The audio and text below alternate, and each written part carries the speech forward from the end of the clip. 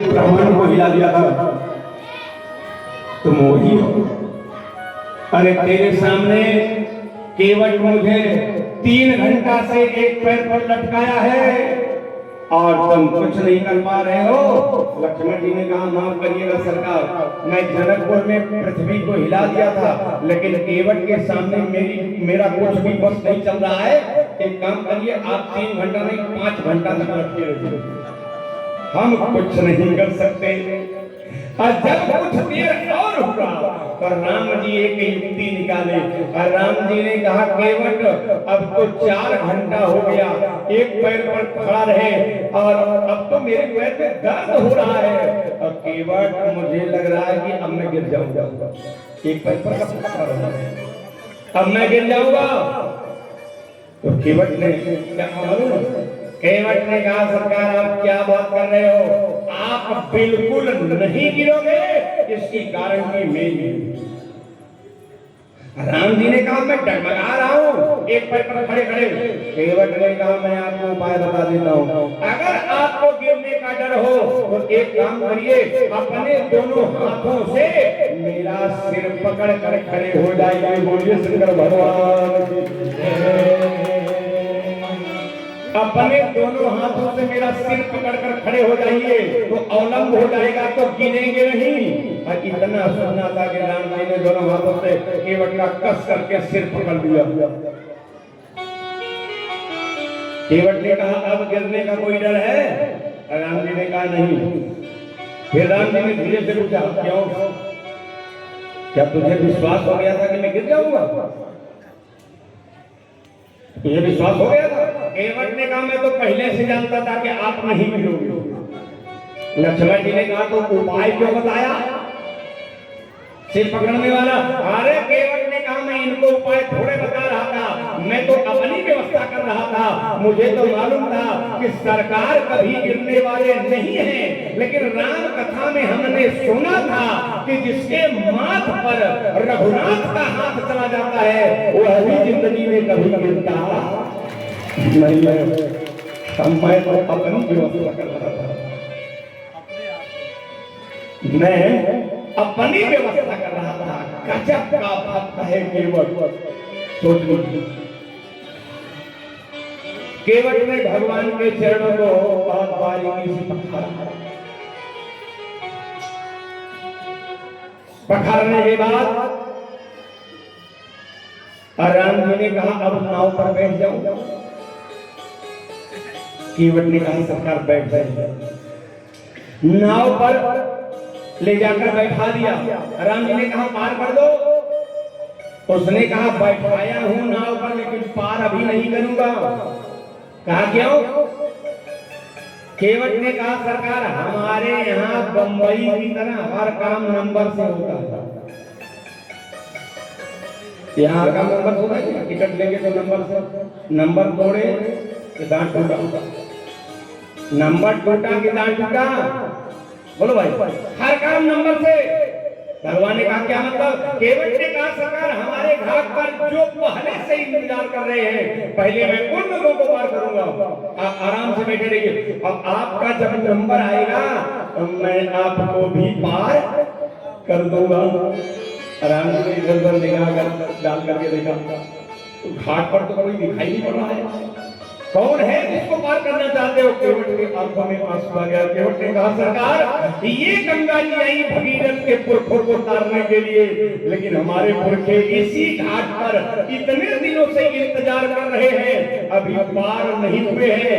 इसलिए मैं अपने पुरखों के खानदान में भगीरथ की तरह मैं नई गंगा प्रकट किया हूँ, इसलिए पहले मैं अपने पुरखों को पार करूंगा, उसके बाद मैं आपको पार करूंगा। पहले मैं अपने पुरखों को पार करूंगा। और केवट ने कहा, अभी तो मैंने जलपान भी नहीं किया। जलपानों अभी हमने किया। लक्ष्मण जी ने कहा, ये अपने जलपान करने के चक्कर में पड़ा है, हम लोगों को पानी भी नहीं पूछ रहा। केवट ने कहा, सरकार हम पकौड़ी खाने नहीं जा रहे हैं। अरे जलपान मतलब आपके चरणों को जो मैंने धोया है, तो भगवान का जो चरण धोया जाता है उसको क्या कहा जाता है? चरणामृत। चरणोदक। उसने कहा पहले इस चरणोदक को मैं अपनी पूरी बिरादरी में बांटूंगा और उसके बाद अपने पितरों को इसी से तर्पण करूंगा, फिर आपका नंबर आएगा तो आपको आकर वहीं से आवाज दिया पूरी बिरादरी को आ जाओ सब लोग। पूरी बिरादरी के लोग सारे के सारे केवट आ गए। केवट ने कहा लाइन लगा कर खड़े हो जाओ, खड़े जाओ लाइन लगा के। एक कठौता पार करके चरणोदक, अब चरणोदक लिया, अब थोड़ा थोड़ा सबको जो है बांटना शुरू किया। मैया सीता लक्ष्मण की तरफ देखी। मैया सीता ने कहा लक्ष्मण, आज तक जब भी भगवान का चरण धोया जाता था उस चरणामृत पर हम लोगों का अधिकार होता था, और आज एक कठौता भर करके चरणोदक है, लेकिन ये केवट, ये गंगा के किनारे का केवट अकेले कुंडली मार करके बैठा है। कुछ उपाय करो कि हम लोगों को भी थोड़ा थोड़ा मिल जाए। लक्ष्मण जी ने कहा कैसे मिलेगा? मैया सीता ने कहा जाओ चौड़ी मांग के लाओ, जाओ, जैसे सबको बांट लाए तो प्रसाद है, निकाल थोड़े करेगा, जाओ मांग के लाओ। अब लक्ष्मण जी आए, सबकी लाइन तोड़ करके सबसे आगे खड़े हो गए, बांट दिए है ना, आगे खड़े हो गए। केवट लक्ष्मण जी को नीचे से ऊपर तक 3 बार देखा। केवट ने कहा आप, तो लक्ष्मण जी ने भी आखड़ करके कहा, लक्ष्मण जी हाँ मैं, क्यों नहीं ले सकते प्रसाद? केवट ने कहा प्रसाद है, मैं मना नहीं करता हूं, लेकिन पहले ये बताइए आप लाइन तोड़कर आगे कैसे आए? लक्ष्मण जी ने कहा मतलब? केवट ने कहा अगर चरणामृत प्रसाद लेना है तो लाइन में सबसे पीछे चल करके खड़े हो जाइए, मैं बांटते हुए आऊंगा, अगर मेरे पास बचा रहेगा तो दूंगा, नहीं बचेगा तो उसमें हमारी कोई जिम्मेवारी। बेचारे लक्ष्मण, हजार फन वाले लक्ष्मण अब आगे से निकल करके लाइन से अब सबसे पीछे जाकर खड़े हुए। मैया सीता ने देखी, मैया सीता ने इशारा करके पूछा क्या हुआ, क्या हुआ? तुम तो आगे खड़े थे, क्या हुआ? लक्ष्मण जी ने कहा हुआ क्या, यही बेइज्जती है बाकी। बोलिए शंकर भगवान की जय। यही बेइज्जती है बाकी थी। माँ हुआ क्या? सबको चरणोदक दिया। अब बांटने की बात मैं अपने मन से कुछ नहीं कर रहा हूँ, राम मन से लिखा हुआ। कहा पद पखारी जलपान करे और आप सहित परिवार। अब नाव पर बैठा लिया। राम ने कहा कि जल्दी से पार कर दो, बहुत विलंब हो गया। केवट नाव चालू किया, नाव चालू कर दिया और चालू करके उस पार गया, और उस पार पहुंचने में जब 4-5 हाथ बाकी रह गया तो नाव को घुमा दिया। घुमा करके कहा है जहां से चालू किया था, और जब जहां से चालू किया था वहां पहुंचने में जब 4 हाथ बाकी रह गया तो फिर घुमा दिया उस पार जाने के लिए। और इस प्रकार से कम 50 चक्कर केवट नदी में इस पार से उस पार तक ले गया, लेकिन पार नहीं किया। राम जी से नहीं रह गया। राम जी ने कहा केवट मैं गिन रहा हूं, तुमने हम लोगों को 50 चक्कर घुमा दिया। तब केवट बल मार के नाम बैठ गया। उसने कहा प्रभु माफ करिएगा, आपको 50 चक्कर में चक्कर आ गया क्या? राम जी ने कहा नहीं आ जाएगा, 50 चक्कर तुमने घुमा दिया। केवट ने कहा प्रभु वही तो बताना चाहता हूँ, आप मैंने आपको 50 चक्कर घुमाया तो आपको चक्कर आ गया, तभी आपने सोचा आप हम लोगों को 84 लाख के चक्कर में घुमाते हो। बोलिए शंकर भगवान कभी आपने सोचा प्रभु आप हम लोगों को 84 लाख के चक्कर में घुमाते हो? राम जी ने कहा मतलब? केवट ने कहा मतलब ये कि अभी पहले हम 84 लाख वाला हिसाब किताब पूरा करेंगे। मतलब कहा 42 लाख बार इस बार, 42 लाख बार उस बार, उसके बाद पार करूंगा। लक्ष्मण जी ने कहा भैया, राम जी ने कहा बोलो कन्हैया। लक्ष्मण जी ने कहा लगता है 14 साल गंगई में पार हो जाएगा, अब आगे बढ़ने का कोई चांस नहीं लग रहा है। ये तो बड़े विचित्र भक्त से सरकार पाला पड़ गया है। राम जी ने फिर इशारा किया, केवट आगे ना बढ़ाया। जब केवट आगे ना बढ़ाया, जब कई चक्कर लगवा दिया तो लक्ष्मण जी को थोड़ा सा जोश आया। लक्ष्मण जी ने कहा नाव उस पार ले चलो, नहीं तो। केवट ने कहा धमकी दे रहे हो, तुम भी केवट को धमकी दे रहे हो सरकार? अभी तक तो पतवार हाथ में पकड़ा, पतवार समझते हैं, वो जो लकड़ी वाला बना रहता है जिससे ऐसे ऐसे खींचते हैं, पतवार छोड़ दिया। अब पलथी मार के उसी नाव में बैठ गए। उसने कहा सरकार आप तीनों लोग जल्दी से बताइए, आप तीनों लोगों को तैरना आता है कि नहीं, क्योंकि नाव अब कंट्रोल के बाहर है। लक्ष्मण जी ने कहा भैया मैं पहले बोला था इसी नाव पर मत बैठिए, जो बैठाने के पहले इतना झंझट कर रहा है, कहाँ ले जाए घूम पाएगा, कौन भरोसा। अब नाव पर बैठाने के बाद धारा मिला करके पूछ रहा है कि माने हम लोगों को तैरना आता है कि? लक्ष्मण जी ने कहा ठीक से नाव ले चलो, नहीं तो। केवट ने कहा आपने दोबारा धमकी दिया, अब उसी नाव में लेट गए, पतवार छोड़ के लेट गए। लक्ष्मण जी ने कहा भैया ये तो गजब के नौटंकी बात से पाला पड़ा है। तब केवट हाथ जोड़ करके आंख बंद करके गा रहा है क्या? कहा भगवान मेरी नैया, भगवान मेरी नैया, उस पार लगा देना।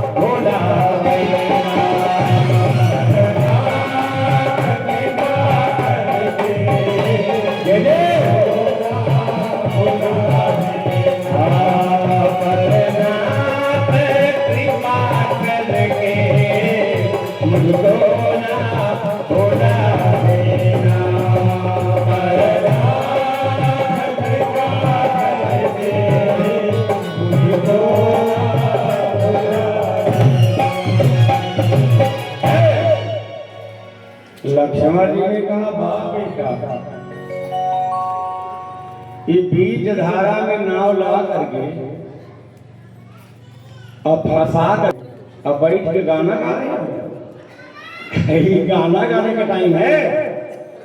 लक्ष्मण जी ने कहा नाव आगे बढ़ नहीं तो। केवट ने कहा आपने मुझे तीसरी बार धमकी दिया, अभी तुमको गाना अब पैर फैलाए के लेट के गाना भी बंद कर दिया और आंख भी बंद कर दिया। लक्ष्मण जी ने कहा क्या कर रहे हो? केवट ने कहा हमको नींद आ रही है, हमको नींद आ रही है। लक्ष्मण जी ने कहा कि नैया कौन ले जाएगा, तुम सोगे हम लोग। तो केवट कहता है कहा राम जी इस नैया को पार करेंगे तब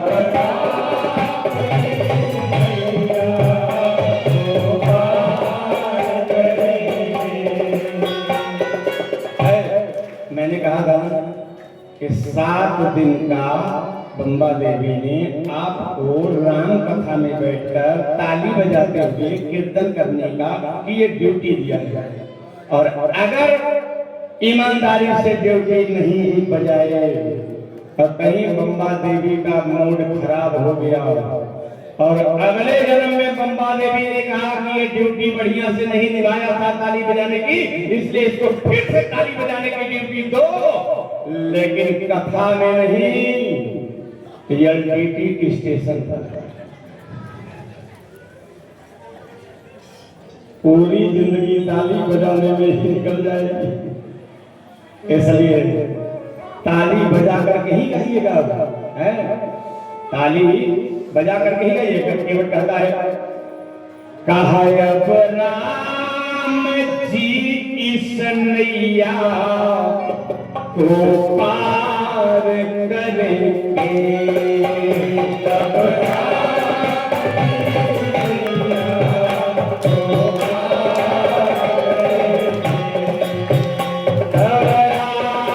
जी इस नैया को पार करेंगे, राम जी इस नैया को पार करेंगे, जब राम जी नैया को पार करेंगे तो तुम क्या करोगे?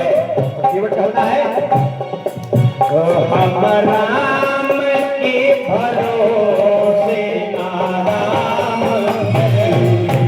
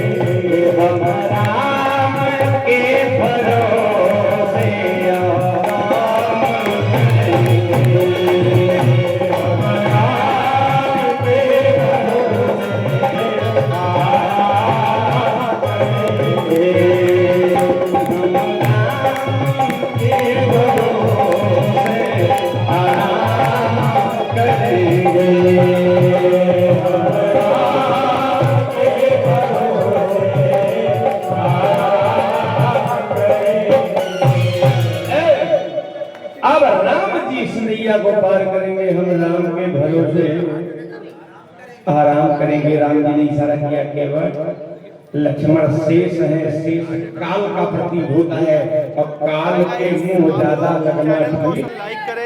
इशारा किया राम जी ने तो केवट पार कर दिया। बड़ी लंबी कथा है। केवट पार कर दिया। भगवान श्री राम जी वहां से निकले जंगल में, तमाम जंगल वासियों को दर्शन देते हुए, चित्रकूट आदि में रहते हुए वहां से पहुंचे कहां मालूम है? पंचवटी। देखो कथा के स्पीड देखिए, अब स्पीड देखिए, इतने टाइम में सबने करना है। हाँ कुर्सी पर बैठा देखिए। पंचवटी में, पंचवटी कहाँ है? यही नासिक के पास है। यहीं पर लंकेश रावण की सिस्टर शूर्पणखा, क्या नाम था उनका? शूर्पणखा यहीं पर विराजमान थी। मतलब सब मिला जुला कर कि राक्षसों का भारत के तमाम भूभाग पर कब्जा हो गया था। यहाँ पर शूर्पणखा वर की खोज में निकली थी और भाई को पता ही नहीं है, बाप को पता ही नहीं है। शूर्पणखा वर की खोज में निकली है। तो भाई बाप को पता नहीं रहेगा। और जब वर की खोज में निकल जाएगी तो बोलो नाक कान कटेगा कि नहीं कटेगा? नाक कान कटा। लंकेश रावण के यहाँ जाकर शूर्पणखा ने कहा तुम्हारी बहन की नाक और कान नहीं कटी है, तुम्हारी नाक कान कटी है। और उसके बाद रावण भी जोश में आ गया। उधर से आया मैया सीता का हरण करने के लिए। किसको लेकर के? सोने का मृगा लेकर के, है ना? सोने का मृगा लेकर के। अब अगर आप देखिएगा इसमें मैंने संकेत क्या है? जो सीता जी कनक भवन छोड़ करके आई थी, मुंह की दिखाई में उनको सोने का महल मिला था जी। महल, सोने का महल मिला था मुंह की दिखाई में। किसने दिया था? सास ने दिया था, सास। हाँ कनक भवन। सोचो उस सास का कलेजा कितना मजबूत होगा। आजकल तो ऐसी सास है कि अगर एक तो नथुनी देते 2 महीने बाद झगड़ा हो जाए चाहे नथुनी मर जाए। बोलिए शंकर भगवान की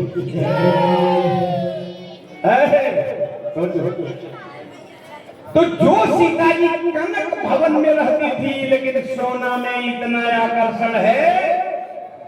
सोना लोभ का प्रतीक है। क्या है? लोभ का प्रतीक है। हम लोगों के लिए नहीं, लोभ का प्रतीक है। समझ लीजिए। अच्छा लोभ का प्रतीक नहीं होता है। इतने कोमल कोमल अंगों को कोई सुई से छिलवाता? देखिए गहना पहनने के लिए यहाँ से आधा इंच ऊपर, यहाँ से आधा इंच ऊपर, आधा इंच ऊपर, यहाँ देखिए कितना छोट कर। इसमें भी छेद करके मैं तो सोच रहा हूँ कि कोई हीरोइन अगर ओठ वाला गहना निकलवाए कि नीचे से ऊपर तक पैक करने वाला, तो उसको ओठो छेदवाने में टाइम। लोभ का प्रतीक है। जो सीता जी कनक भवन छोड़कर गई थी, उसी सीता जी ने जब सोने का मृगा देखा तो मैया सीता का मन सोना में चला गया। अच्छा अयोध्या से चली तो क्या बोली? मैं आपके चरण में सोना चाहती हूँ, मुझे संसार का नकली सोना नहीं चाहिए।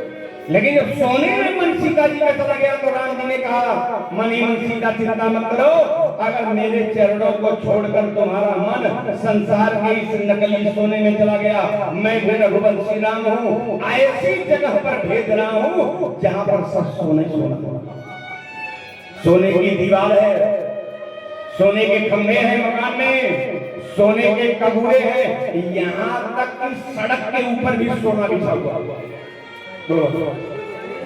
सोचो अगर इसी विद्यालय से और आपकी खोली तक सोने का सड़क बन जाए, रात भर किसी को नींद आएगी?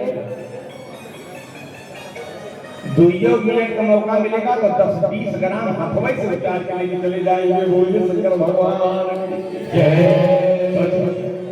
राम जी ने कहा सीता मैं ऐसी नगरी में तुझे भेज रहा हूं जहां सोना ही सोना है।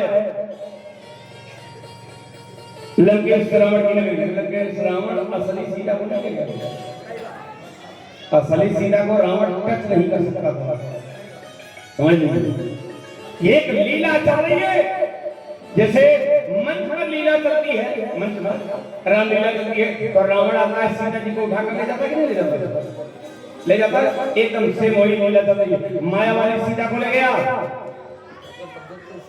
एक जगह तो बड़ा गजब हो गया, रावण आया सीता जी को उठाया लेके चला गया। अब बोलो सीता जी को मंच से रावण लेके जब चला जाएगा तो सीता जी कहाँ जाएगी? गुलाब तिवारी कहाँ जाएगी सीता?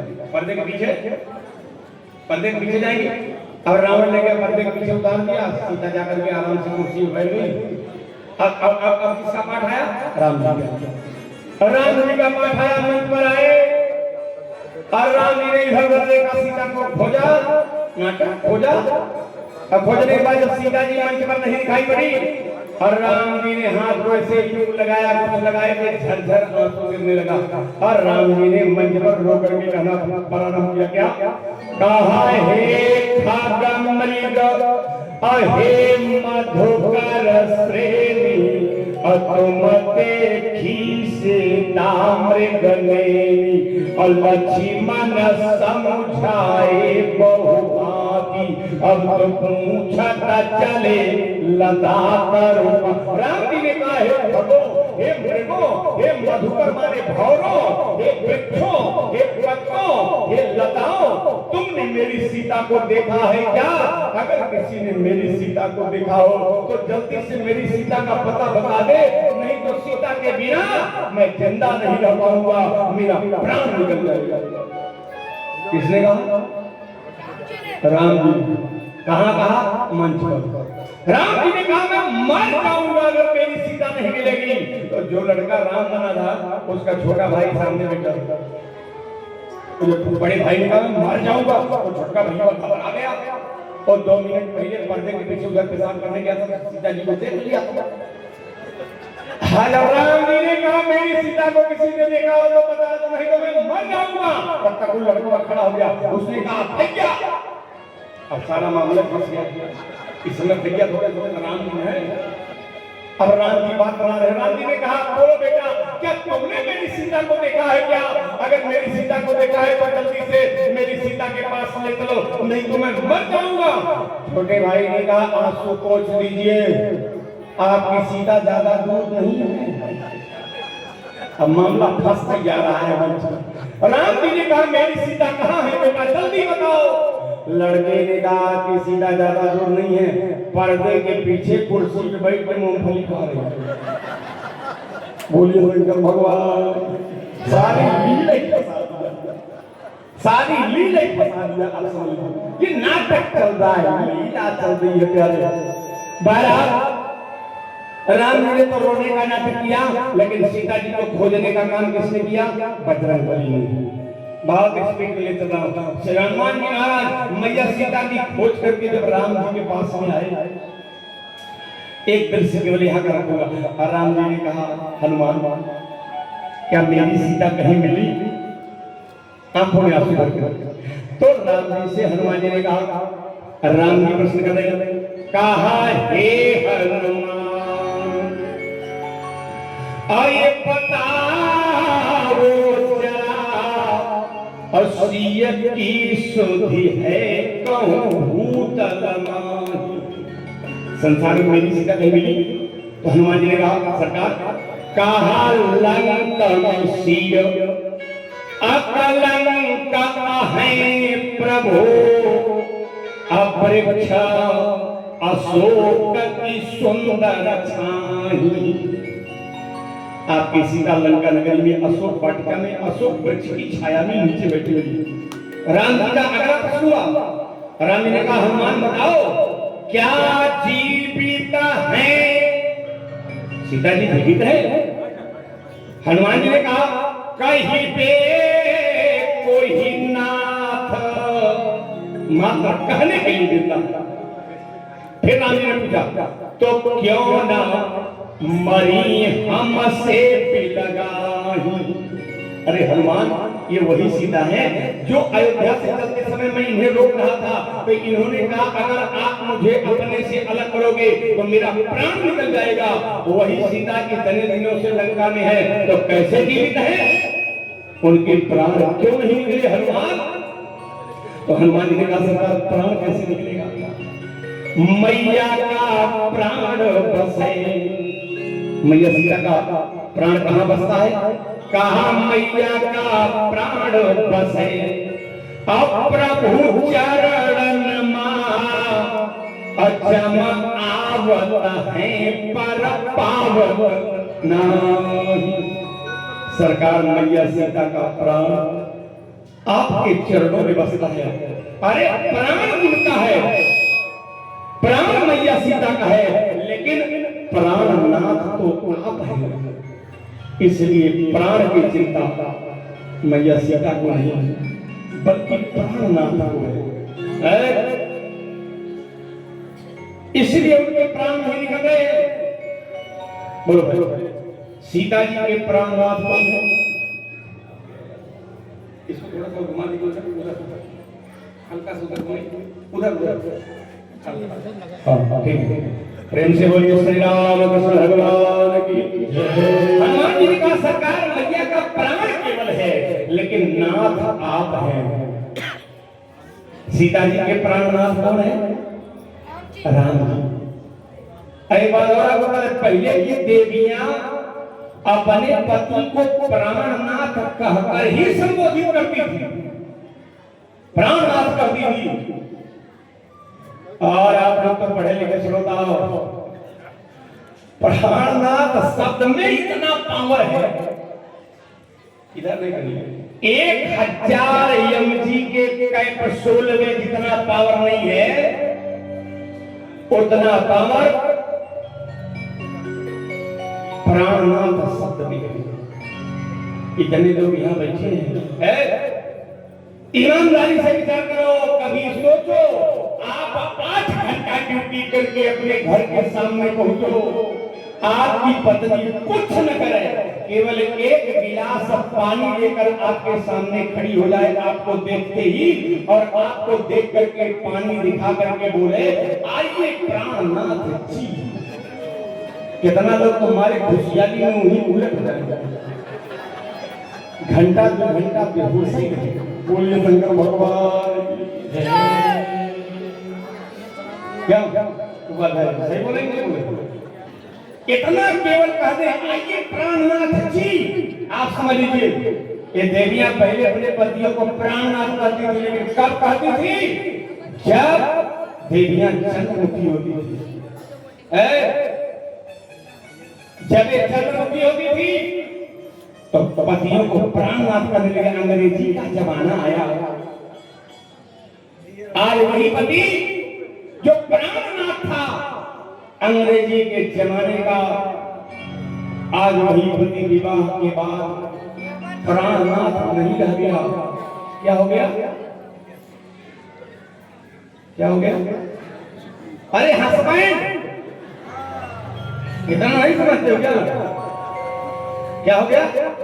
हस्बैंड और बैंड। हमने हमसे एक आदमी ने कहा हमारा हस्बैंड माने क्या होता? हमने कहा जिसके हंसने पर बैंड बनता है। बोलिए शंकर भगवान की जय।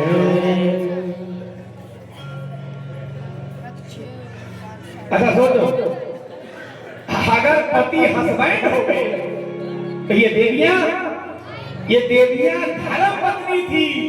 सोचो क्यों विवाह इनका होता था, इतनी बड़ी उपाधि साहित्य से इनको मिलती थी धर्म पत्नी की। साधारण उपाधि मिली धर्म पत्नी की, क्यों विवाह होता था तुरंत इनको धर्म पत्नी की उपाधि मिल जाती थी। अब परिचय भी लोग यही देते थे, अगर कोई जा रही है कोई पूछता था कौन जा रही है तो यही कहते थे कि फला भाई साहब की धर्म पत्नी जा रही है। बोलो बोलो, एक बार इनका विवाह हुआ धर्म पत्नी की उपाधि इनको मिल जाती थी। हमारा का एक बार नहीं 108 बार विवाह हो जाए, आप जा रहे हो तो कोई कहेगा कि ये फला देवी जी के धर्म पत्नी जा रहे हैं? इन लोगों को तो बड़ी बड़ी उपाधि मिली है। हमारे साहित्यकारों ने शास्त्रकारों ने बहुत जबरदस्त उपाधि इन लोगों को दिया है। लेकिन अंग्रेजी के जमाने में जो धर्म पत्नी थी, अंग्रेजी के जमाने की ये बेचारी वाइफ हो गई। वाइफ क्या हुई? लड़का अगर जा रहा है, उसकी पत्नी जा रही है, अगर कोई पूछता है कि बगल में कौन जा रही है, ये नहीं कहता है मेरी धर्म पत्नी है, क्या कहता है? बड़ी अदा से कहता है मेरी वाइफ। मेरी वाइफ का हमारा वाइफ माने क्या होता है? हमने कहा wife is knife for life. Wife is knife माने wife is knife for life माने जो अपने पति का पूरी लाइफ चौपट कर दे वाइफ। समझ? लेकिन यहाँ की देवियां बेचारी साक्षात देवी है, साक्षात देवी है कि बनी बैठी है, और आप लोग साक्षात देवता हो। आप कहोगे कि आपको कैसे पता चला? अच्छा ये बताइए ईमानदारी से कि कथा देवी है देवता सुनेंगे कि राक्षस और राक्षस? भगवान की जय। बहरहाल हर मायने में केवल इतना कहा, प्रभु एक बात केवल कहना चाहता होगा, क्या कहा? निमिष निमिष करुणा निधे अजाहि कलप समपेत। इसलिए निवेदन है, बेग चलिए प्रभु आनिय अभुज बल खल दल जी। एक निमिष माने पलक ऊपर से नीचे जो गिरती है, इसको निमिष कहते हैं। एक निमिष मैया सीता के लिए कल्प के समान व्यतीत हुआ। जल्दी चलिए और लेकर जाइए मैया सीता जी को छुड़ा कर। लड़ाई की घोषणा हुई। इसके बाद भी तमाम बातें हैं, अंगद जी वगैरह को समझाने के लिए भेजा गया, वो सब कथा सुनाने का तो मौका नहीं है। तो रावण माना नहीं। आज जब रावण माना नहीं तो ऐसी परिस्थिति में लड़ाई प्रारंभ हुई। लक्ष्मण जी के द्वारा मेघनाद का वध हुआ, क्योंकि लक्ष्मण जी को वैराग्य कहा गया। और मेघनाद जो है वो काम का प्रतीक है, और काम को केवल वैराग्य मार सकता है। कुंभकर्ण का वध राम जी ने किया, क्योंकि कुंभकर्ण को अहंकार बताया गया है और राम जी को ज्ञान बताया गया है, और अहंकार को केवल ज्ञान ही मिटा सकता है। लास्ट में बचा लंकेश रावण। राम जी बाणों पर बाण मार रहे हैं, लेकिन रावण का सिर कटता है, नीचे गिरता है, और 5 मिनट के अंदर नया सिर तैयार हो जाता है। क्योंकि रावण ने ऐसी वैसी पूजा नहीं किया है। क्या हमारे आत्मा तरह रावण पूजा नहीं करता था, भगवान से धोखेबाजी नहीं करता था। और रावण जाता था शंकर भगवान के मंदिर में, अपनी चंद्रहास तलवार निकालता था, एक हाथ से सिर का बाल पकड़ता था, और जिस सिर को पकड़ता था मणिकर्दन चंद्रहास तलवार से काटता था, और माने रक्त गिरते हुए शंकर जी के ऊपर चढ़ा देता था। वो रावण था। ऐसा नहीं अपने हमारे आप की तरह अपने खाने के लिए असलफा विलेज से सबसे बढ़िया और महंगा वाला केला खरीदेंगे। अब पूजा में गणेश जी को चढ़ाने के लिए ऐसा केला खरीद के लाएंगे तो उसको पकड़ के उठाइए तो ऐसे लटक जाएगा जैसे एक हफ्ता पहले से पोलियो मारे। ऐसे नहीं है। गोस्वामी जी का बोले सादर शिव कहूं, कहा सादर शिव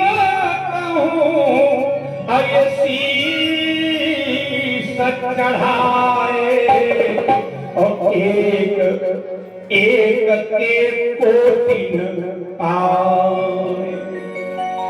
एक सिर के बदले लंकेश रावण एक करोड़ सिर पाया हुआ, 1 करोड़ गुना।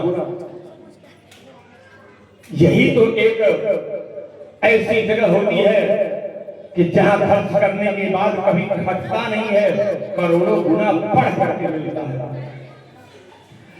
और जहां घटता है, जहां नाक कट जाता है, वहां तो व्यक्ति बराबर खर्च करता है, लेकिन जहां घट नहीं सकता, बढ़ता है, तो वहां खर्च करने का पावर ही अंदर नहीं आ पाता। तो जो 50 बीघा जमीन खरीद लोगे, क्यों व्यक्ति मरेगा, बेटा जाएगा और बोलेगा बाबूजी मर गए, उनका नाम काट के हमारा चला। लेकिन अगर 50 लाख खर्च करके आपने एक सुंदर मंदिर तैयार कर दिया, तो जब तक वो मंदिर वहां उस धरती पर रहेगा और उसका झंडा फहराता रहेगा, आपका नाम उस समय अमर रहेगा, जब तक वो मंदिर वहां पर जिंदा रहेगा। जहां खर्च करने से नाम और हो गया, वहां व्यक्ति खर्च ही नहीं कर सकता। मैं नहीं करूं, कभी लिखा है, बोले अग्नि पलीता, आग लग जाए, पूरी संपत्ति जल जाए, खाक हो जाए, कलेजे में हाथ रख करके बर्दाश्त करते हैं। अग्नि पलीता राजदंड, राजा कर लगा करके सब कुछ ले ले, छीन ले। और चोर मुंशी धन खाए, चोर घर में घुस करके सारी संपत्ति निकाल कर लेकर चला जाए, कलेजा हम पालते रह जाएंगे। कहा कितना दंड दुनिया सहे, लेकिन धर्म दंड सहाना जाए। आज लंकेश रावण जब नहीं मर रहा था, तो विभीषण ने बताया महाराज 30 बाण नहीं, 31 बाण मार, तब ये मरेगा, क्योंकि इसकी नाभि में अमृत है। जब तक वो अमृत नहीं सूखेगा, तब तक ये नहीं मरेगा। ये तो राम रावण के लड़ाई की बात हो रही है, जहां रावण नहीं मर रहा था। अरे एक जगह रामलीला में भी रावण नहीं मर रहा था। बाण पे बाण राम जी मारे जा रहे हैं। राम जी बाण मारते हैं रामलीला में मंच पर, और बाण आकर के सीने में लगता है, और रावण उसी तरह से हंस रहा है, बाण मार रहे हैं। पर्दे के पीछे से डायरेक्टर का मर जा, राम जी अंतिम बाण निकाले। राम जी ने डायरेक्टर से कहा, ये अंतिम बाण है, अगर इस बार ये नहीं मारा तो सारी लीला फंस जाएगी। पर्दे के पीछे से डायरेक्टर ने कहा, अंतिम बाण है बेटा, इस बार मर जाना। पर्दा के सामने उसने कहा, नहीं मरूंगा। डायरेक्टर ने पूछा, क्यों नहीं मरोगे? असल में पिछले साल भी वही पार्टी आई थी, वही रावण आया था, और कमेटी वाले उसका 500 रुपया काट दिए, नहीं दिए। मैं कहा जब मौका पड़ेगा बताऊंगा। नहीं मरूंगा। डायरेक्टर ने कहा, क्यों नहीं मरोगे? उसने कहा, जब तक पिछले साल का बकाया 500 नहीं दोगे, तब तक नहीं मरूंगा। देखता हूं कौन मारता। रावण राम जी ने कहा, लक्ष्मण ने कहा, भैया दिव्यास्त्र लावे।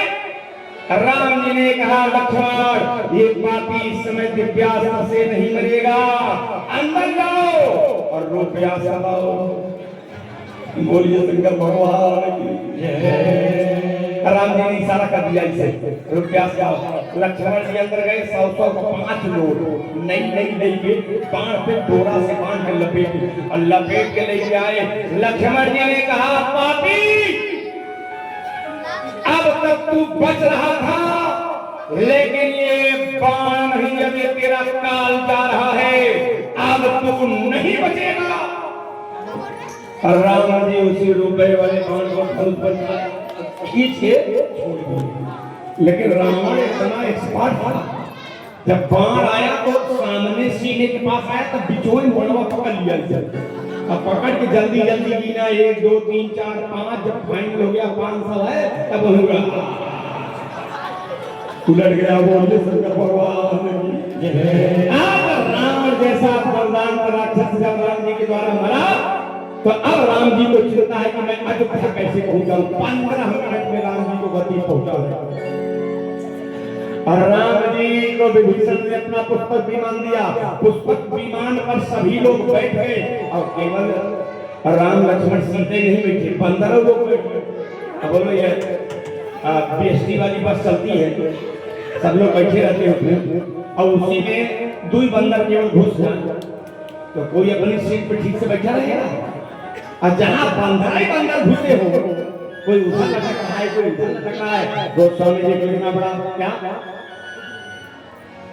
कहा चलत विमान कोलाहल होए, चलत विमान कोलाहल होए, चलत विमान कोलाहल होए, चलत विमान कोलाहल होए, जय रघुबीरता हरि सब कोई,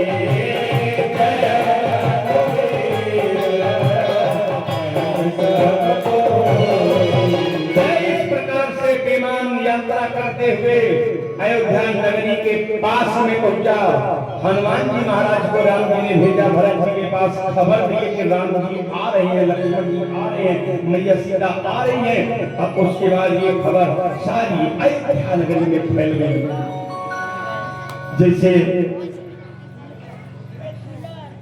जैसे अयोध्यावासी आज जिंदा हो गए हो, जीवित हो गए हो, मृतक शरीर में जैसे प्राण लौट आया हो, आज अयोध्यावासी सब खड़े हुए और सभी लोगों ने गाना शुरू किया।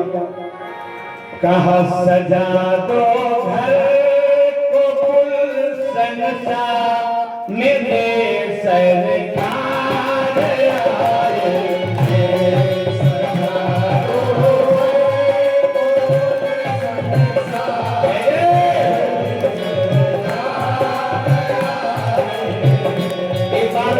ईमानदारी से ताली बजा कर बोलिए, हे सजा दो घर को गुलशन सा, मेरे सरकार आए,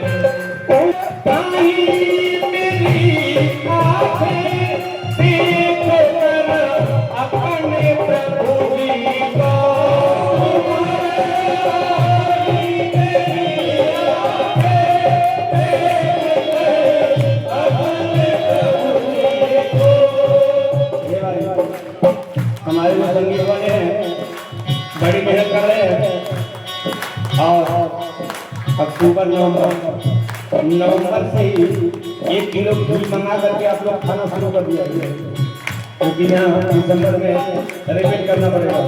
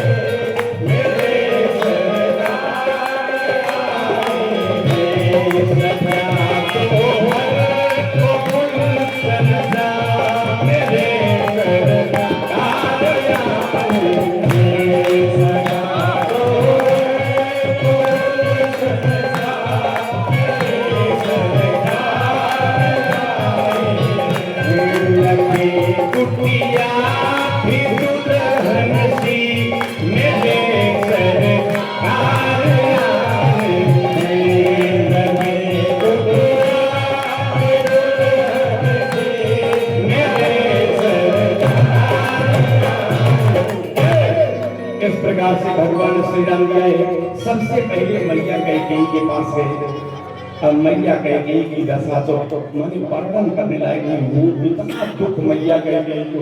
भगवान श्री राम जी ने कहा, माँ तूने मेरी बात मानी और इतना कष्ट सह करके तुमने इतना बड़ा काम किया संसार के लिए, माँ मैं प्रसन्न हूँ तेरे ऊपर। अगर तू वरदान मांगना चाहता है तो आज अपने बेटे राम से मांग ले। बगल में हनुमान धीरे से अंगुली दबाया, ये कौन सी गलती करने जा रहे हो प्रभु? इसी तरीके से आपके पिताजी भी गरज रहे थे, 2 का 4 मांग लो, ऐसा मांग लिया। अब कहीं आप छूट दे रहे हो, कहीं एक बार मैया कैकेयी ने कह दिया बेटा राम, एक बार 14 साल फिर बस अब हो जाएगा। इसलिए कहा बोले हनुमत हे प्रभु, और एक बात सुन ले, अब कैकेयी को वरदान अब और सोच समझ के दे। सरकार ऐसी गलती मत करिएगा। वशिष्ठ जी महाराज को बुलाया गया और उसके बाद राम जी के राज्याभिषेक की तैयारी हुई, तो सबसे पहला तिलक गुरुदेव वशिष्ठ जी महाराज ने किया है भगवान श्री राम जी का। और मैं समझता हूँ हमारे आपके बीच में बहुत सम्मानित और बहुत बुजुर्ग आदरणीय पांडे जी विराजमान है, इंस्पेक्टर पांडे जी। मैं आपसे निवेदन करूंगा, तो चंदन है क्या? तो यहाँ रामचरितमानस में भगवान श्री राम जी की झांकी है और प्रथम तिलक आप कर देंगे आकर के यहाँ। अच्छा वहां वही कर रहा। और जिसमें वशिष्ठ जी महाराज प्रथम तिलक करते हैं, प्रथम तिलक वशिष्ठ मुनि की यहाँ। तो अयोध्या नगरी में सभी ब्राह्मणों के द्वारा वेद मंत्र का उच्चारण होता है, एकदम शांति से उस वेद मंत्र का उच्चारण। और उसके बाद फिर आप लोगों को खड़ा किया जाएगा और सारी बातें आगे कैसे क्या है वो सब बताई जाएगी। तो वेद मंत्र का उच्चारण कैसे होता है अयोध्या नगरी में? प्रेम से बोलिए राजा रामचंद्र भगवान की हरि ओम। स्वस्ति न इंद्रो बृहस्पतिर्न स्वस्ति न भूमा विश्ववेदाः स्वस्ति नस्तार्क्ष्यो अरिष्टनेमि स्वस्ति न बृहस्पतिर्दधातु मृगरसा मारुतः श्रीमादाय शुभं यावानो विदधीषु जगाय अग्निर्जिहव मानवः शूरवचुः विश्वेनो देवा अवसागमन्य भद्रं कर्णेभिः शृणुया देवा भद्रं पश्येमाक्षभिर्यजत्रा स्थिरैर्रङ्गाय त्वं सतनु हिर्यसेमहि देव इदं यदायु सदमिन्नो धरणो अन्ते देव यत्राचक्रचलसन्तनो नाम रुद्रासु यत्र विदरो भवन्ति मानो मद्यारि त्रिखदायुरगन्धो आदितिः जौरदितिरन्तरिक्षमरुगमादा सविदा समुद्र विश्वेदेव आदितिः पञ्चजन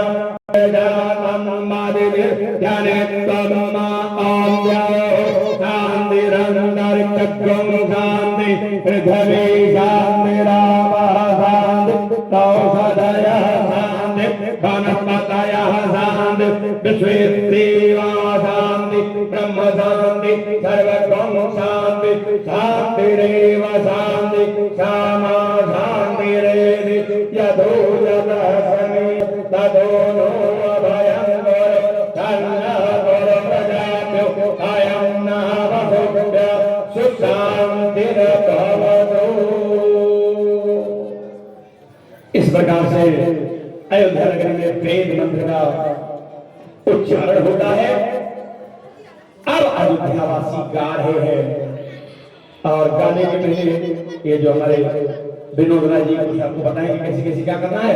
और उसके बाद गाने में जिनको शरीर को हल्का करना हो तो राम जी के राज्याभिषेक में आप खूब बढ़िया से नाच भी सकते हैं, नाचने में भी कोई परेशानी नहीं है।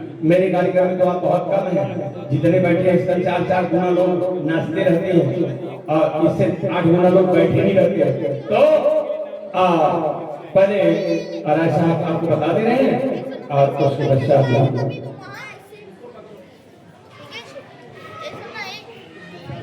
आदरणीय पांडे जी देखिए उम्र का तकाजा है, तबीयत अनुकूल नहीं है, फिर भी रोज आपने कार्यक्रम में समय दिया। और हाँ इन्फॉर्मेशन दे दीजिए, नाम बोल दीजिए और उसके बाद फिर बताएंगे।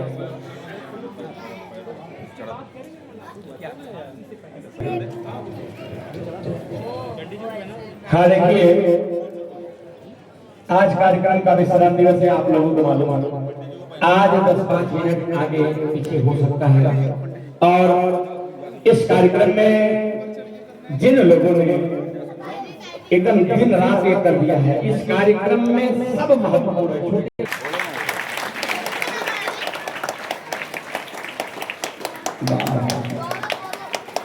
इस बार करो बढ़िया नचन निकला रहेगा। गौरव यादव, मनीष प्रजापति, श्रीमती सुषमा मिश्रा, आरती प्रजापति, माधुरी राय, पद्मा चिटियाला,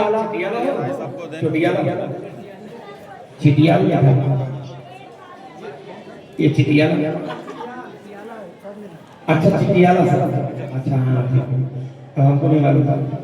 अच्छा और ये सुशीला तिवारी, सुमन प्रजापति और प्रीति दुबे, और उसके बाद जो है साधना मिश्रा, मोहित मिश्रा, प्रदेश टेमकर, बिमलेश यादव, इंद्रमणि मिश्रा, आरएसएस विश्व हिंदू परिषद धर्म जागरण समन्वय, श्याम जी वर्मा, शाखा हिमालय सोसाइटी के सभी स्वयंसेवक तम्मा मंच के लिए जो संगीत दे रहे हैं हमारे संगीत कलाकार बंधु, और इसके अतिरिक्त जो दूर दूर से आए हुए हैं राजेश मिश्रा जी का बहुत गजब का सहयोग है, आदरणीय ये उषा दुबे जी का जो कि दादर से आपके कार्यक्रम में आई है, हमारे उपाध्याय जी शैलेंद्र उपाध्याय जी, गुलाब तिवारी जी और हमारा राम पाठक और हमारे पांडे जी, हमारे जो साड़ू भाई उनको बुला जा रहा है।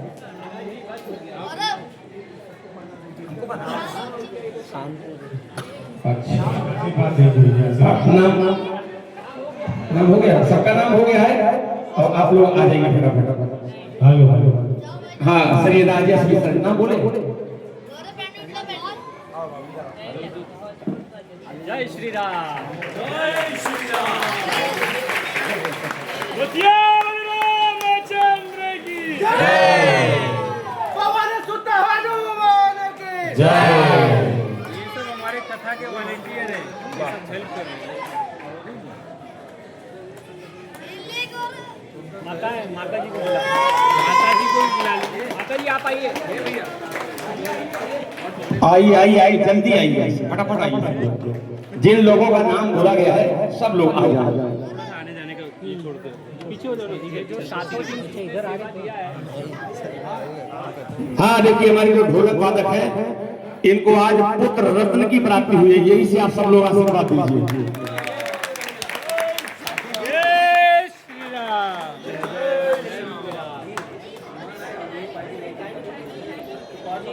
ढोलक मास्टर आपको पुत्र प्राप्ति की हार्दिक अभिनंदन।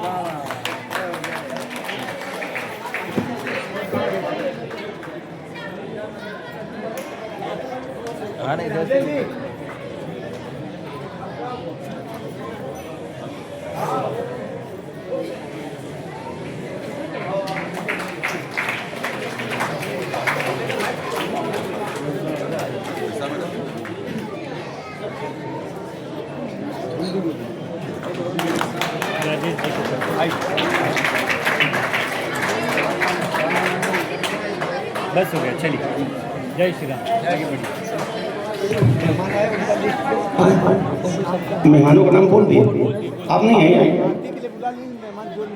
हाँ हमारे जो दूर से मेहमान आए हैं वो लोग आरती, देखिए मिश्रा जी नहीं आए, इंद्रमणि मिश्रा जी। भजन है भारती बाद में,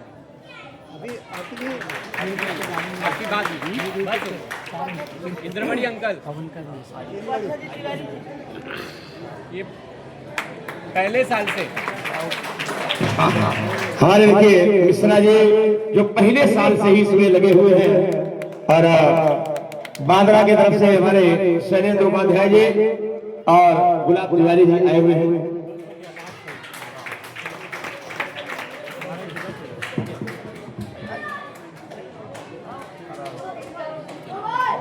चलिए जय श्री राम, जय श्री राम, चलिए हो गया। राम नामी दो तम्मा के दिन, राम तम्मा का तम्मा नहीं है ये रे,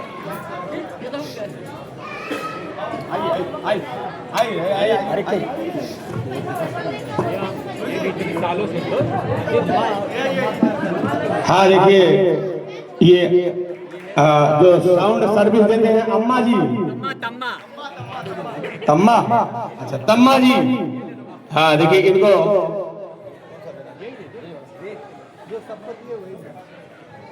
जय श्री राम।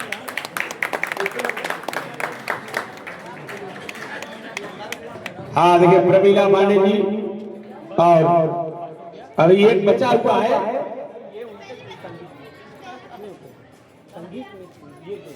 ये वाला ना, हमारे देखिए हाँ भाई तो वही बोला बता हाँ ठीक है, बहुत मेहनत की है।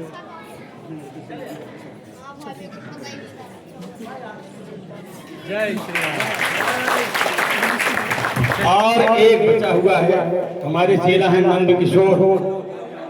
आइए आ जाओ यार, खड़े हो जाओ, खड़े जाओ। खड़े हो जाओ तो कोई नहीं जी, जल्दी से खड़े हो जाओ। जय शाबाश, जय श्री राम, जय श्री राम, जय श्री राम, जय श्री राम, जय श्री राम।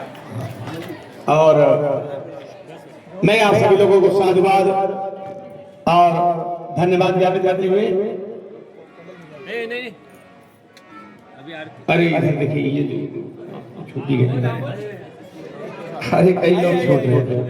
वो आरती करेंगे, आरती करेंगे।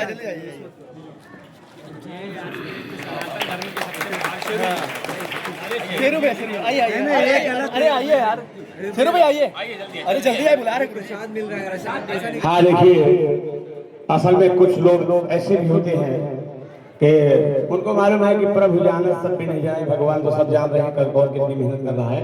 तो और एक बात, इस बार जो कलश यात्रा हुई है उसमें देवियों की संख्या मेरे हिसाब से बहुत कम थी, और 20 दिसंबर से 30 दिसंबर के बीच में जो लास्ट में रविवार आता है, उसी रविवार को इस कार्यक्रम की पूर्णाहुति होती है, समझ रहे हैं ना।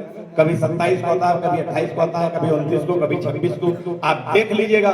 उसी हिसाब से जिस दिन कार्यक्रम शुरू होता है उसके एक दिन पहले कलश यात्रा, और अगले बार की कलश यात्रा में मतलब जहां तक निगाह जाए वहां तक कलश वाली देवियां, जरूरी नहीं कि कलशा ढोई, सब शामिल रहेगी यात्रा में, क्योंकि वो शोभा यात्रा है। जितना कलश रहेगा वो कलश लेके चलेगी, नहीं कलश रहेगा तो भी आप सभी लोग उसमें शामिल होगी, ताकि जहां तक निकाल जाए पता चले कि कलश यात्रा हो रही है।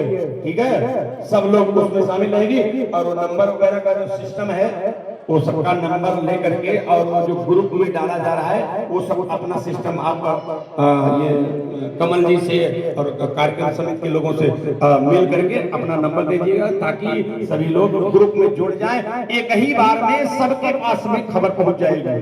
20 दिसंबर से 30 दिसंबर के बीच में आप बराबर देखते रहिएगा कि राम कथा का कब है, उसमें सब आपको मिल जाएगा। ठीक है, तो अब आगे आरती के गान के लिए हम अभिषेक है ना, श्री गुलाबचंद तिवारी जी, एडवोकेट कृष्णन जी, डॉक्टर अमोल प्रभु, राजेश मिश्रा, एडवोकेट दीपनारायण मिश्रा जी, श्याम जी कृष्ण वर्मा शाखा के सभी स्वयंसेवक, प्रकाश भाऊ शेट्टी, और सभी लोगों से मैं विनती करता हूं कि आज वह क्रमशः आके आरती ले सकते हैं। धन्यवाद। अब आप सभी लोग अपने आसन पर खड़े हो गए, आरती का गान हम कराएंगे ही। अभी आरती किसी को मत दीजिएगा, अभी आरती किसी को मत दीजिएगा। अरे अभी तो राम जी के राज्याभिषेक की वो भजन छोटी सी गानी है, जिसमें आपको पूरा झूम करके गाना है।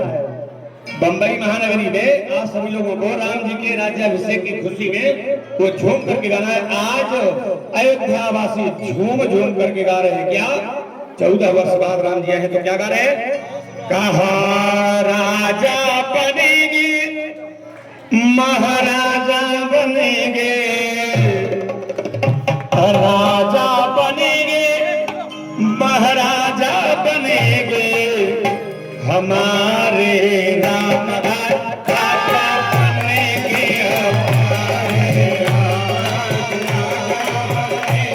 हमारे राम राजा बनेंगे,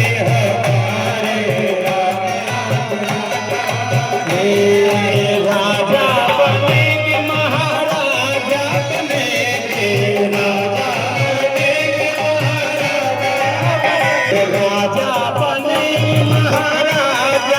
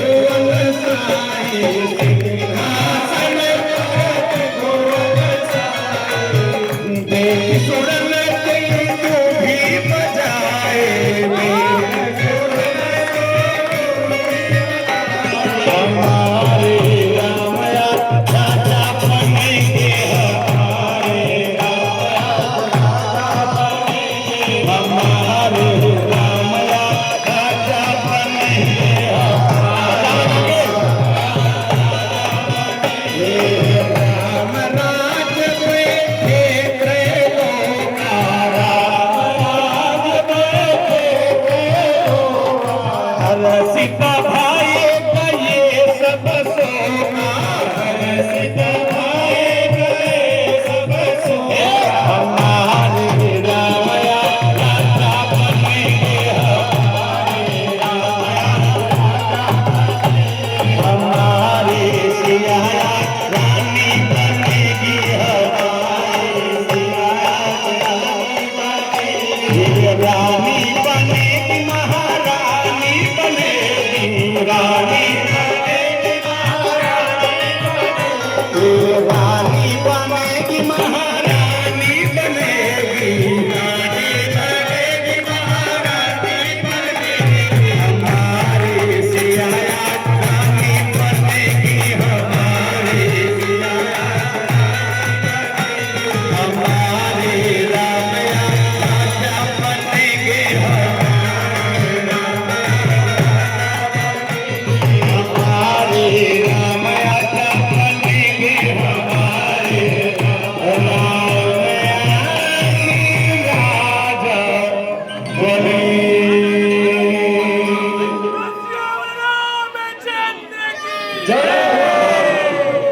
आज सारे अयोध्यावासी राम जी के राजाभिषेक की आरती गा रहे हैं। और आज मैं फिर एक याद दिला दूं, ये श्री तुलसी कृपा 6844, श्री तुलसी कृपा 6844 आप चैनल को सर्च कर सकते हैं।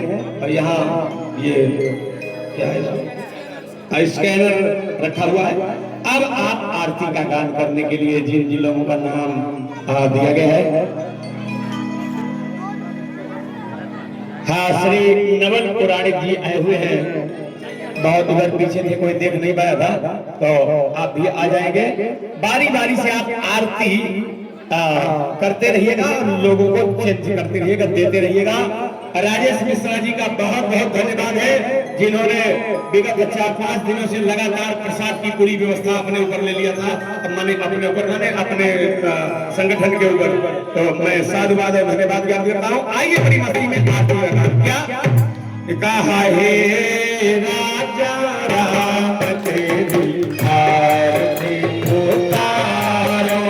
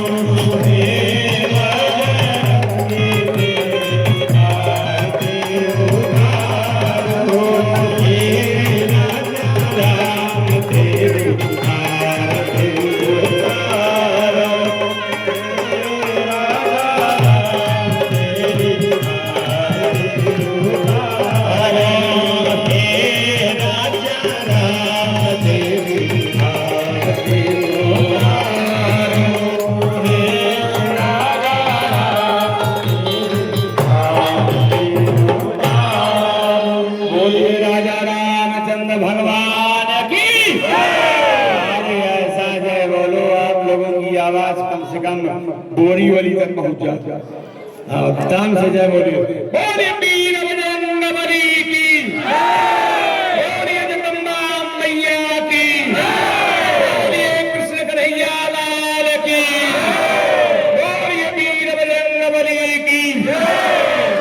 के साथ धर्म की, अधर्म का, प्राणियों में विश्व का, सत्य सनातन धर्म की। गाना में अभी तक जो बचाए थे सब लगा दीजिएगा। भारत माता की, भारत माता की। पार्वती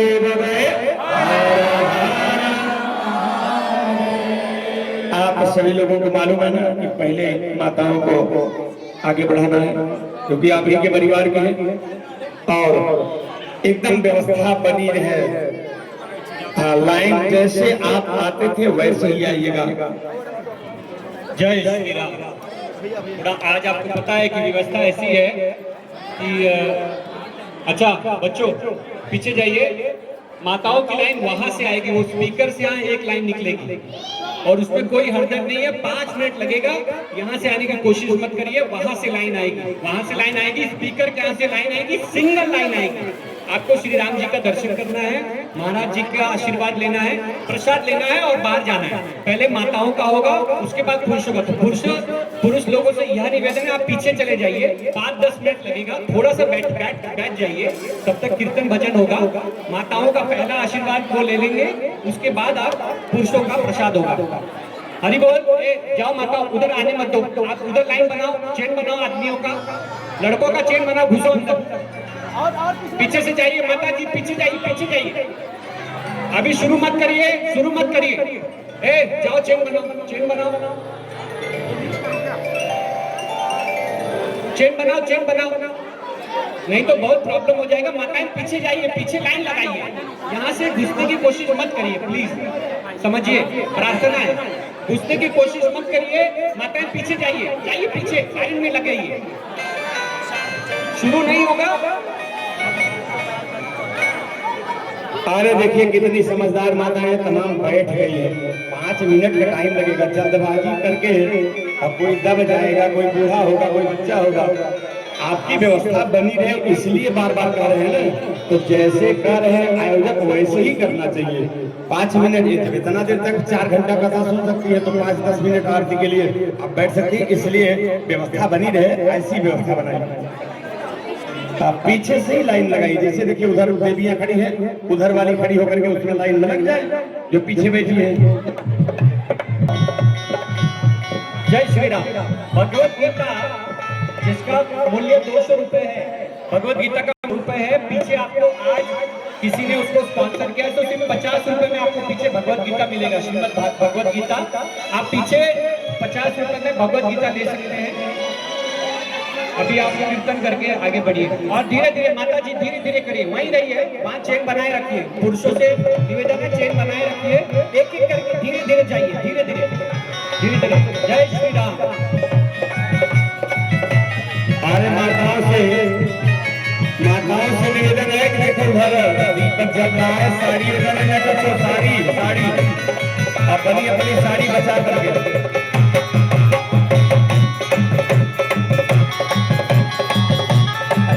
स्पीड में बचा दीजिएगा, अभी मत दीजिएगा।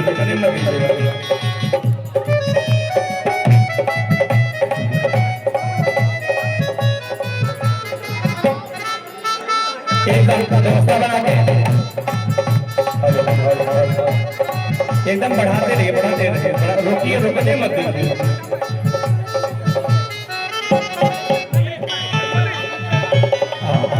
आगे बढ़ाते रहिए, आगे बढ़ाते रहिए।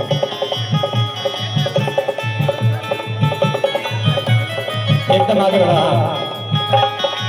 माताओं से भी निवेदन है जिनको प्रसाद मिले वो एकदम थोड़ा आगे बढ़े स्पीड में, ताकि पीछे वालों को चांस मिल सके। जितना स्पीड में आप बढ़ेंगे उतनी जल्दी। जय श्री राम। आने वाले रविवार को यानी 4 जनवरी को भव्य संत पद यात्रा होने जा रही है। दिशा हॉस्पिटल से प्रारंभ होगी और दिशा हॉस्पिटल से होकर अंतिम स्थान होगा हिमालयेश्वर मंदिर, जो हिमालय सोसाइटी में है, लेकिन जाम्बुलपाड़ा, उसके बाद अंबेडकर नगर, सुंदरबाग, हनुमान मंदिर, श्री स्वामी समर्थ मठ असलभाई NSS रोड पे, मिलिंद नगर और हिमालयेश्वर मंदिर पे समापन होगा। सुबह लगभग 10:30 बजे संत पद यात्रा प्रारंभ होगी। महान संत परम पूज्य अनंत कृष्ण गोस्वामी महाराज स्वयं आने वाले हैं, उनके साथ अन्य साधु संत भी उपस्थित रहेंगे। और कुछ दिन पहले अपने घर भी अनंत परम पूज्य श्री अनंत कृष्ण गोस्वामी महाराज जी इधर भी बना रहे थे। तो उस दिन आपको कई सारे साधुओं का, संतों का सहवास प्राप्त होगा, आशीर्वाद प्राप्त होगा।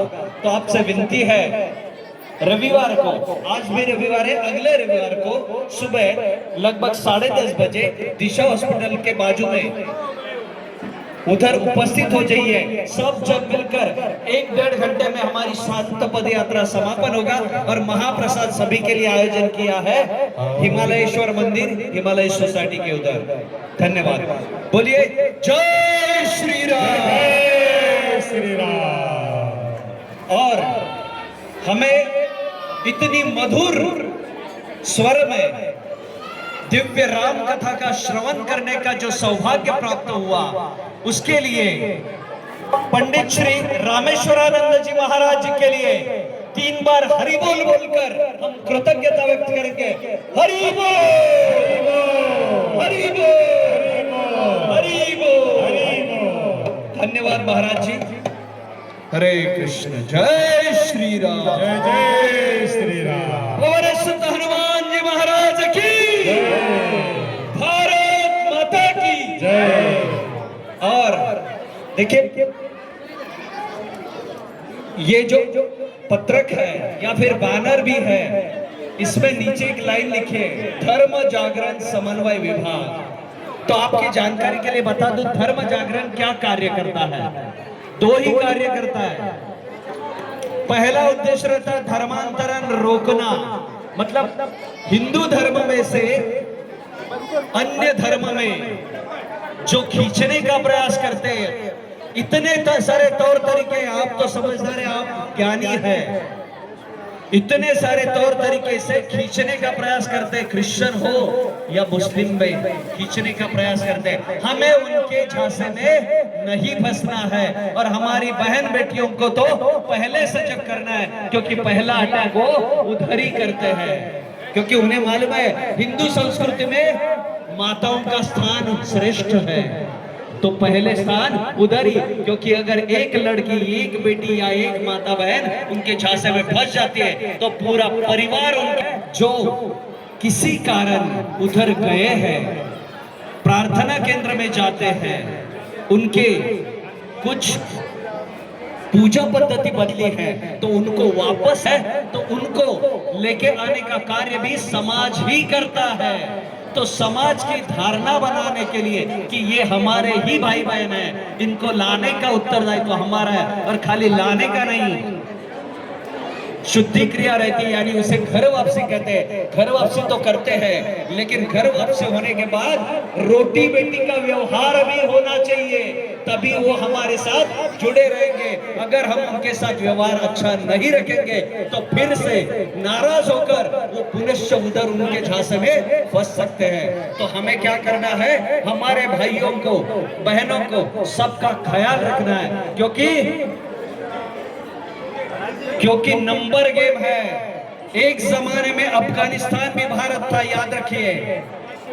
एक जमाने में अफगानिस्तान भी पूरा भारत था, पाकिस्तान भी पूरा भारत था, बांग्लादेश भी भारत था, म्यांमार, बर्मा, तिब्बत भी सब कुछ भारत था। लेकिन आज उधर हिंदुओं की क्या स्थिति है देखिए। स्वामी विवेकानंद जी ने कहा था, जब एक कोई हिंदू धर्मांतरित होता है, तब सिर्फ एक हिंदू कम नहीं होता है, हिंदू धर्म का शत्रु बढ़ जाता है। ये किसने कहा है? स्वामी विवेकानंद जी ने लगभग 100 वर्ष पहले कहा है, और वो आज भी सत्य होता हुआ दिख रहा है। इसके लिए हमें हमारी भाई बहन बेटी सबको संभालना है। अगर कोई प्रार्थना केंद्र में जाता है तो उनको रोकना है, समझाना है, अपने पुरखों का, हमारा जो गौरवशाली इतिहास है उसको याद करने का प्रयास करना है। क्योंकि देखिए, लगभग 800 वर्ष मुगलों ने राज किया, 150 पौने 200 वर्ष ब्रिटिशर्स ने अर्थात अंग्रेजों ने राज किया, फिर भी हम आज भारतीय संस्कृति का पालन कर रहे हैं। इसका कारण है हमारे जो पूर्वज थे, उन्होंने तलवार की नोक पर या किसी झांसे में नहीं फंसकर हिंदू धर्म का त्याग नहीं किया। इसके लिए हम हमारी पवित्र श्रेष्ठ वैदिक धर्म, सनातन वैदिक हिंदू धर्म का पालन कर पा रहे हैं। तो हम, हमारे पूर्वज अगर इतने श्रेष्ठ थे, महान थे, तो हम उनके ही वंशज होने के कारण हमें भी हमारी संस्कृति का पालन करना है। अगर किसी कारणवश गरीबी हो, दरिद्रता हो या बीमारी हो, किसी कारण अगर कोई हमारे भाई बहन, हमारे समाज के किसी व्यक्ति को अगर उधर प्रार्थना केंद्र में लेकर जाने का, तुम्हारी बीमारी ठीक कर दूंगा या फिर कुछ बहाना देकर प्रार्थना केंद्र में लेके जाते, तो उनको रोकने का काम हमारा समाज का है। ठीक है, धन्यवाद। बोले जय श्री राम, हर हर महादेव। धन्यवाद।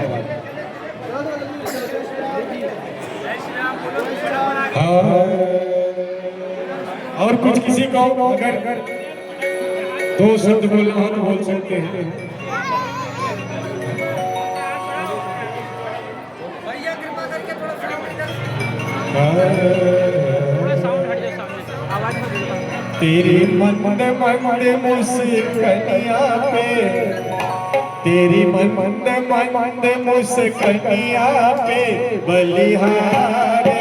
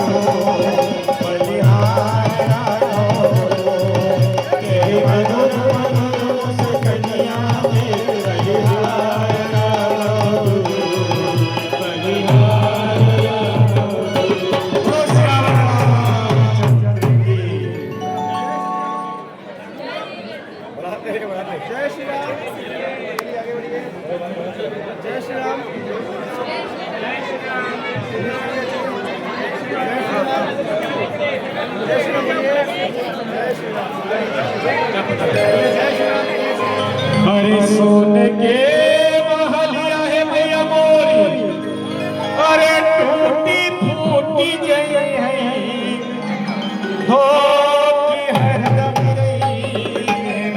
तोहरे पचरा के गुतिया भैया हरदम रही मिया की डरिया भैया मोरी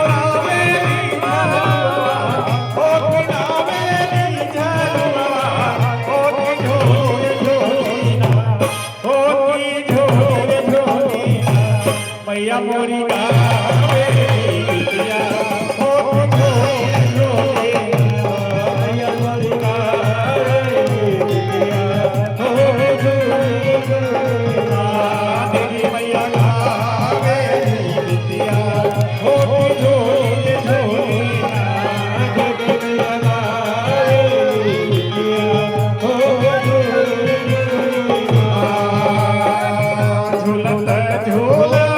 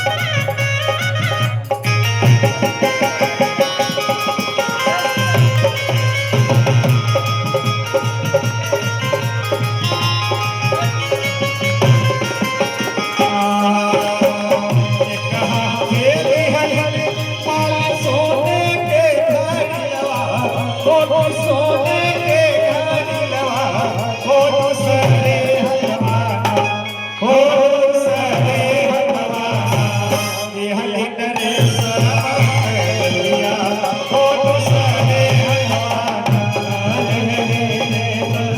ले दुनिया ओ सरे हलवाना ये हली डरे सरिया ओ सरे हलवाना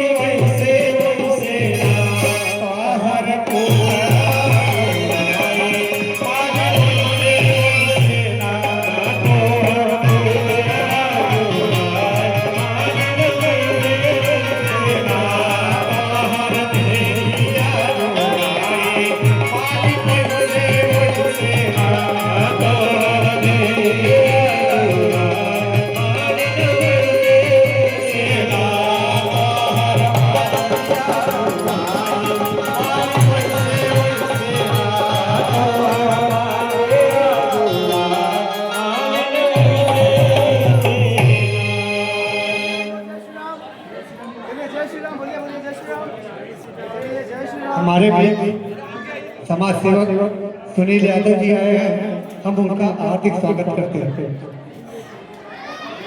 जय श्री राम भैया, जय श्री राम बोलो, जय श्री राम, जय श्री राम बोलो, जय श्री राम बोलिए, जय श्री राम बोलिए, कमैया बोलिए, जय श्री राम बोलिए, बोलते जाइए जय श्री राम बोलते जाइए, जय श्री राम, जय श्री राम, जय श्री राम बोलते जाइए।